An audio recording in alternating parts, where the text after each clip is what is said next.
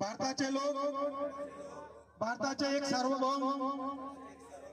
समाजवादी धर्मनिरपेक्ष लोकशाही गणराज्य घडवण्याचा व त्याच्या सर्व नागरिकांस सामाजिक,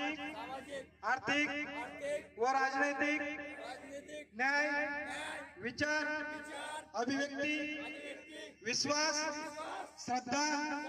व उपासना याचे स्वातंत्र्य, दर्जाची व संधीची समानता निश्चितपणे प्राप्त करून देण्याचा आणि त्या सर्वांमध्ये व्यक्तीची प्रतिष्ठा व राष्ट्राची एकता आणि एकात्मता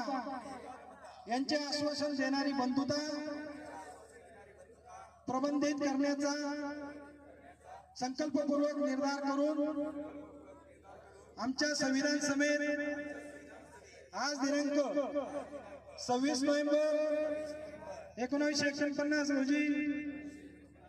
याद्वारे हे संविधान अंगीकृत आणि अधिनियमित करून स्वतःप्रत अर्पण करत आहे। जय हिंद,